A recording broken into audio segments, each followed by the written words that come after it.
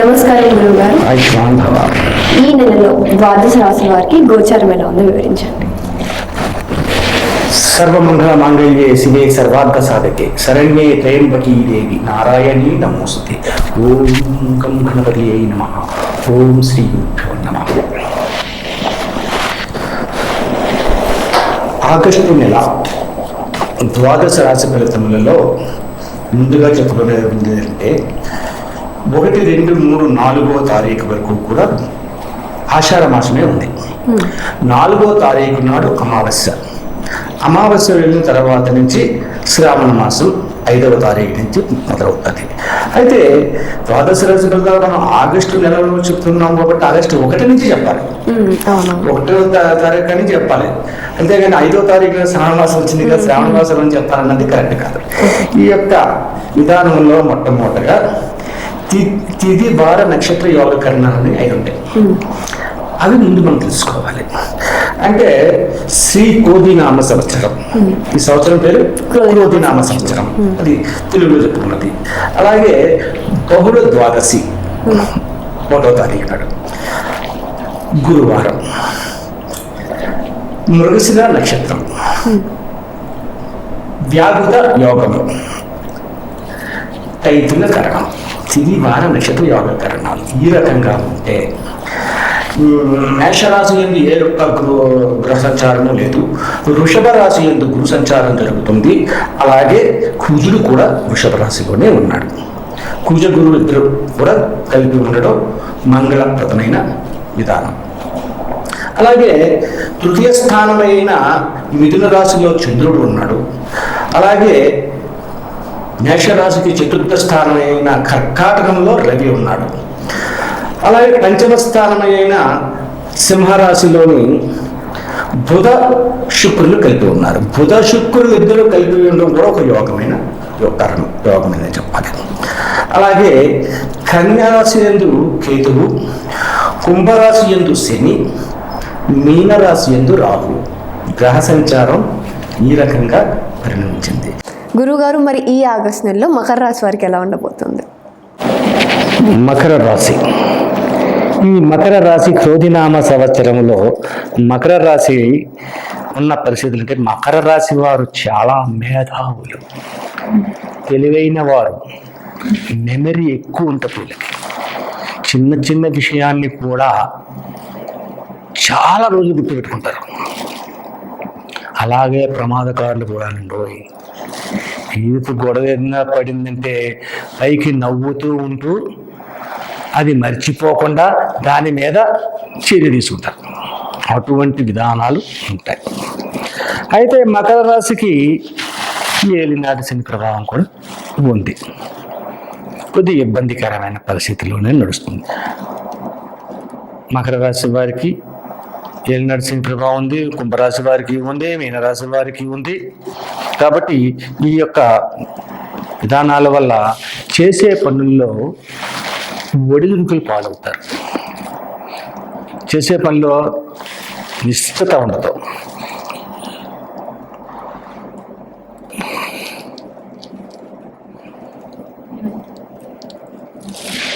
అయితే నిష్ఠత లేకుండా ఉన్నా కూడా శుభదాయకమైన ఫలితములు పొందవలసిన పరిస్థితి పొందడానికి గల కారణమేమిటి?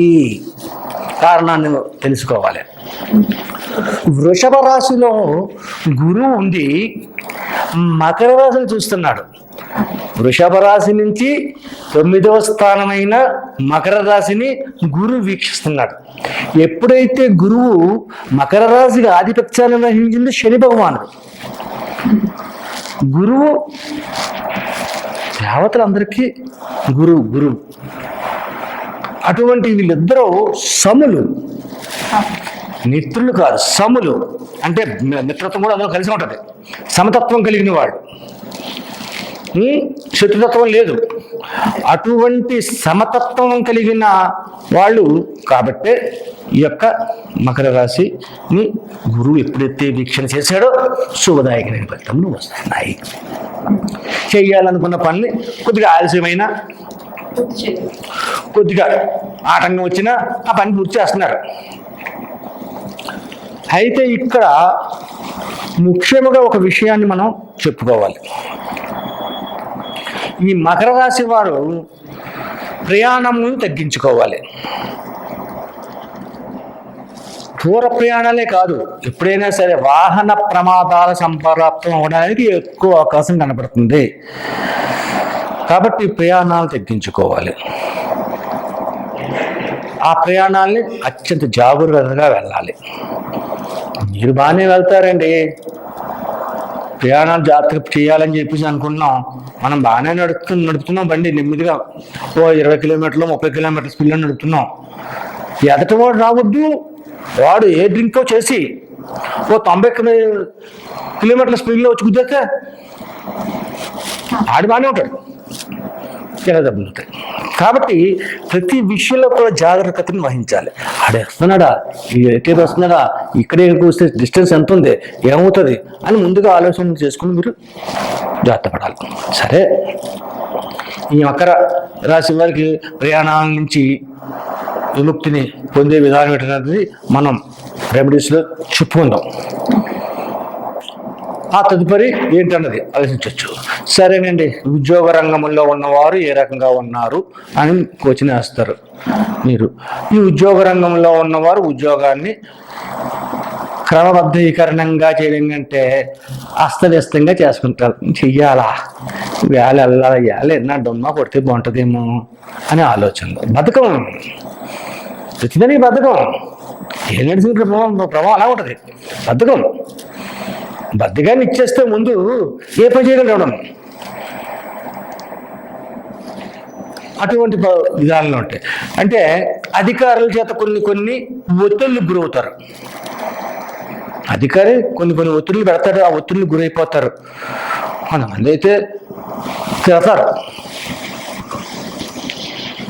నలుగురిలో తిడితే ఏమవుద్ది, భావం పోద్ది అక్కడ. అటువంటి భావాలు వస్తుంటాయి. అటువంటి కాకుండా ఉండడానికి మనం చేసే రెమెడీస్లో ఉన్న విధానం తర్వాత చెప్పుకుందాం. తదుపరి భార్యాభర్తల విధానం ఏ రకంగా ఉందయ్యా. భార్యాభర్తలు సఖ్యతగా ఉన్నారా లేదా? సఖ్యత లేదు. ఇక్కడ ఒడిదుడుకులు గురవుతున్నారు. అంటే నాకు అది కాలేదు, ఇది కాలేదు, ఇది చేయలేదు, అది చేయలేకపోతున్నారు. ప్రతి దాని గురించి కేసుడింపుగా ఉండే విధానంగా రాదు. విడిపోతారని చెప్పట్లేదు. కొన్ని రాశుల వారికి విడిపోతారని చెప్పమని పరిస్థితి వచ్చింది, చెప్పేసాం. మకర రాశి వారికి లేదు, విడిపోరు. ఏమీ కోర్టు వ్యవహారాలకు వెళ్ళిపోయేంత, పోలీస్ కేసులు అయిపోయేంత ఇలాంటివి ఏమి ఉండవు. భార్యాభర్తల మీద తగవలు ఉంటాయి. తగవలు లేకుండా భార్యాభర్తలు ఉంటారు. సంసారం ఉన్న తగ్గు కూడా ఉండాలి, లేకపోతే రుచి ఉండదు, ఉప్పు లేని కూర అయిపోతాయి. అటువంటివి ఉంటాయి భార్యాభర్తల విధానంలో. ఇక విద్యార్థులు కూడా ఎలాగుందయ్యా, వీళ్ళకి బద్ధకమే, బద్దకిస్తున్నారు. విద్య ఎందు బద్దకిస్తే వెనకంజ పడుతుంది. వెనకంజి పడకూడదు. ఎందుకంటే ఈ యొక్క శ్రావణ మాసంలోని అనేక రకములైన పండుగలతో కలిపి ఉన్నది. తదుపరి ఆగస్టు నెల, ఇది శ్రావణ మాసం అన్నాను, ఆగస్టు నెల. ఆగస్టు తర్వాత వచ్చేది సెప్టెంబర్లో మళ్ళీ రాయాలి, పరీక్షలు రాసుకోవాలి. మార్చి నెలలో పోయినాయి, సెప్టెంబర్లో రాసుకోవాలి. ఈ సెప్టెంబర్లో కూడా రాయకపోతే ఏమైంది, దొమ్మ పట్టేసింది, మొత్తం 1 year పోయింది. కాబట్టి ఇక్కడ బద్ధకం పనికిరాదు. బద్ధకం పనికిరాదు కాబట్టి ఆ బద్ధకం ఉండండి, శ్రద్ధగా చూపితే ఈ ఎదరికి వెళ్తారు. మార్చి నెలలో పోయింది, సెప్టెంబర్ నెలలో రాసుకుందాం అనుకున్న ఆలోచనతో నువ్వు ఆగిపోయావు. అయితే సెప్టెంబర్ వచ్చేసింది, 1 నెల రోజులే ఉంది. ఇవాళ 1వ తారీఖు, 31 రోజు తీరు ఎరుగుద్ది. సెప్టెంబర్లో కలిసాను, మళ్ళీ ప్రిపేర్ అవ్వాలి కదా, చదవాలంటే ఇక్కడ అన్న అవకాశాన్ని తెచ్చుకోవాలి కదా. తెచ్చుకోవాలంటే నువ్వేం చేయాలి, నేను చెప్తాను రెమెడీ. ఆ రెమెడీని పాటించండి. ఈ భార్యాభర్తల మధ్యన ఉన్న కలతలు కానీ, ఉద్యోగ రంగంలో ఉండి ఇబ్బందులు పడుతూ అధికారుల చేత ఇబ్బందులు పడే పరిస్థితులు కానీ, లేకపోతే వివిధ రంగాల్లో ఎవడో వచ్చి గుద్దేస్తాడని, యాక్సిడెంట్ అయిపోతుందని బాధలు కానీ, ఇటువంటివన్నీ ఎట్లయితే ఉన్నాయనుకున్నాయో అన్నాటికి ఉప సంహారం జరిగేది మనం చెప్పుకోవచ్చు. చేతి వృత్తి వారు కదా మకర రాశి వారి యొక్క చేతి వృత్తులు చేయవారికి కూడా ఇబ్బందికరమైన స్థితే. అన్ని రంగాల వారికి ఇబ్బందికరమైన స్థితి. వీళ్ళకి బాగుంది వీళ్ళకి బాగోలేదు అన్నది లేదు, అన్ని రంగాలు సమస్త. కాబట్టి ఈ సమస్త రంగాల వారికి ఉపయోగకరమైన స్థితిని పొందాలంటే ఏం చెయ్యాలి? పరిహారం ఏం చేస్తే తీరుతుంది? చాలా చక్కటి పరిహారం ఉంది. ఎవరు పూజ? శుక్రవారం చమంతి పూజ. ఈ యొక్క మాసములో వరలక్ష్మి వ్రతం అనేది వస్తుంది. ఈ వరలక్ష్మి వ్రతంలో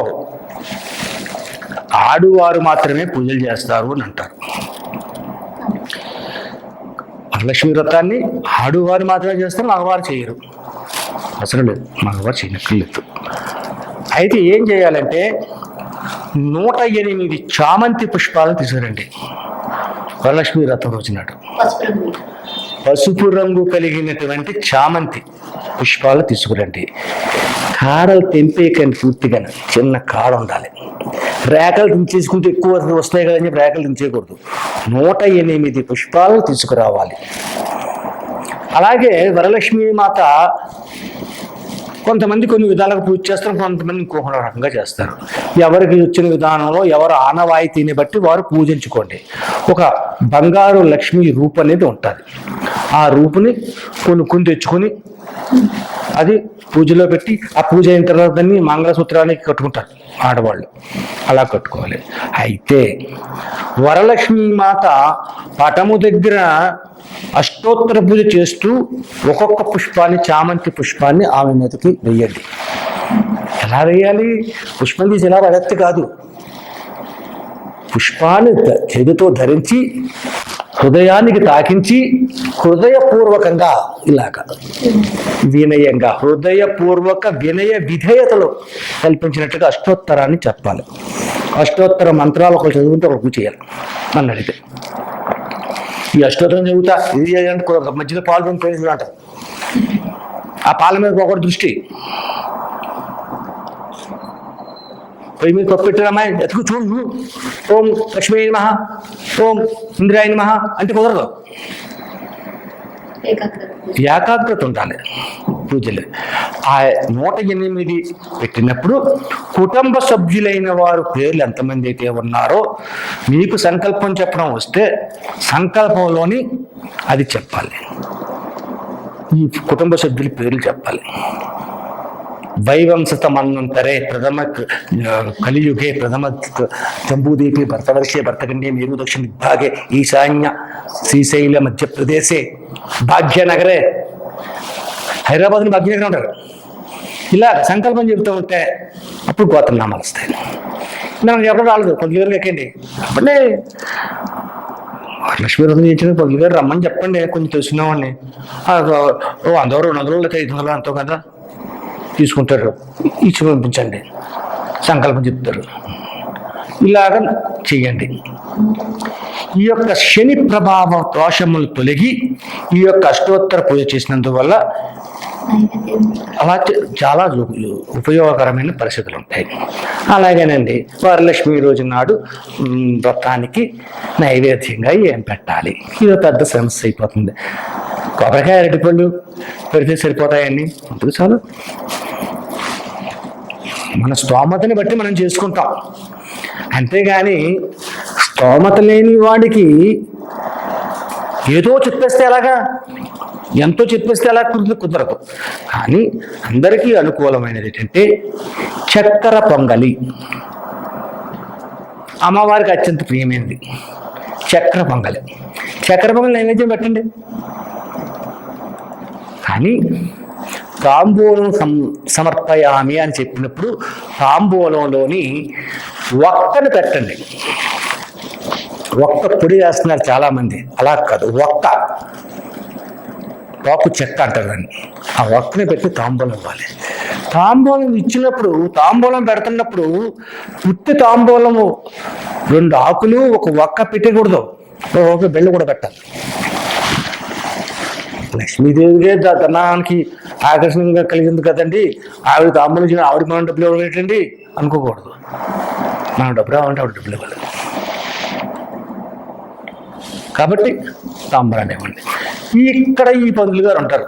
మీరు 100 కాగితమో 500 కాగితం తాంబూలంలో పెట్టారనుకోండి, పంతులు గారు ఏంటంటే పూజ అయిపోయిన తర్వాత మొత్తం అన్నీ అయ్యింది ఆ సంచిలో వేసి వెళ్ళిపోతారు. అది జరగకూడదు.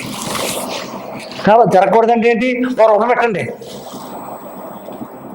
పూజ అయిన తర్వాత ప్రదక్షిణ చేసి నమస్కరించుకుని హారతి తీసుకున్న తర్వాత ఒక 10 నిమిషాలు మీరు వెలిగించినటువంటి దీపారాధన ఘనమైన తర్వాత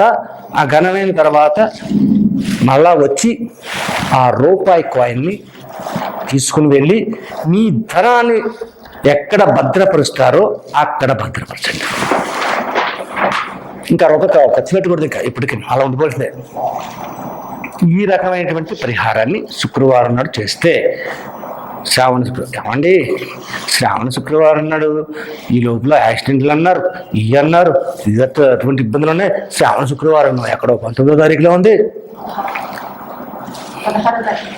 ఎక్కడో 16-19 తారీఖుల దగ్గర ఎక్కడో ఉన్నదండి. కాబట్టి 16వ తారీఖు దాకా మరి కరెంట్ 15 రోజులు అమ్మో ఇబ్బంది పడిపోతాం కదండి అనే భావం వస్తుంది. కాబట్టి ఈ మకర రాశి వారు ప్రతి ఒక్కళ్ళు కూడా ఏం చేయాలి అంటే, పరమేశ్వరుని నుంచి దైవం లేదు, శనేశ్వరుని కూడా శాసించగలిగించేవాడు పరమేశ్వరుడు ఒక్కడే. కాబట్టి మకర రాశి వారు ఈశ్వర అభిషేకాన్ని నిర్వర్తించుకోవాలి. ప్రతి సోమవారము ఈ యొక్క భాద్రపద శ్రావణ మాసంలో ఒకటే కాదు, తర్వాత కూడా జరగాలి. 12 జ్యోతిర్లింగములు అంటే ఎన్ని? 12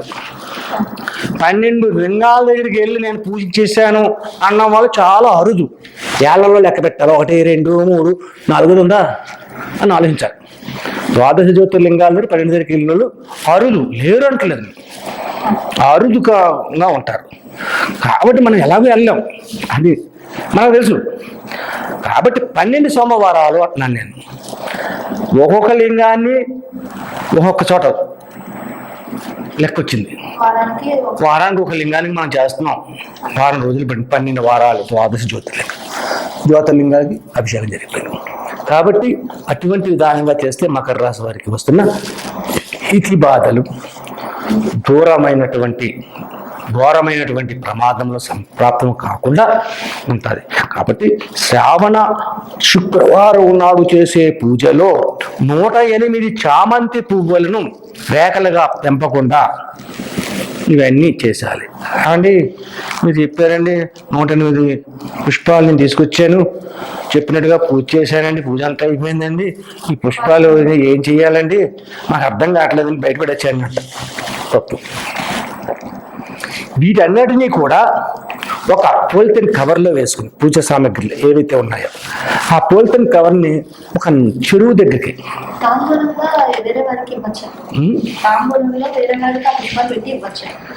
తాంబూలంలో ఇచ్చే పుష్పాన్ని ఇవ్వచ్చు, తప్పు కాదు. ధనాన్ని ఇవ్వకూడదు కానీ పుష్పాన్ని ఇవ్వచ్చు. మ్యాక్సిమం ఎంతమందికి ఇచ్చేస్తారు, 2 పుష్పాలు ఇచ్చేస్తారు పూజ చేసింది. కానీ గంగా సమర్పణ చేయడం అనేది ఉత్తమం. 9 రోజులు గణేశుని పూజిస్తున్నామండి. అంగరంగ వైభవంగా గణేశుని పూజించి 9 రోజులు చేసి నవరాత్రులు చేసి తదుపరిసారి మనం గంగలో నిమజ్జనం చేస్తాం. గంగలో ఎందుకు నిమజ్జనం చేయాలండి? నూతిలో నిమజ్జనం చేయకూడదా? గంగా నది పవిత్రత అటువంటిది. ఆ పవిత్రతని మనం కాపాడుకోవాలి. కాబట్టి గంగలో నిమజ్జనించి మనం పూజ చేసిన ఫలితములు కొన్ని ఫలితములు అవి ఉండిపోతాయి. అక్కడ కూలిస్తుంటే దాంట్లో కొంచెం పోతాయి అనుకోండి, అది వేరే సంగతి. గంగలో నిమజ్జనం చేస్తే అది ఎక్కడికి పోలేదు, మళ్ళీ మీ దగ్గరికి వచ్చేసింది. అందుకే గంగా నిమజ్జనం చేయమన్నారు. ఇటువంటి విధంగా చేస్తే ఈ మకర రాశి వారికి అత్యధికమైన శుభదాయకమైన ఫలితములు పొంది అన్ని రంగముల వారు కూడా సర్వ సౌఖ్యములతో తులతూగుతూ ఉంటారు. నమస్తే.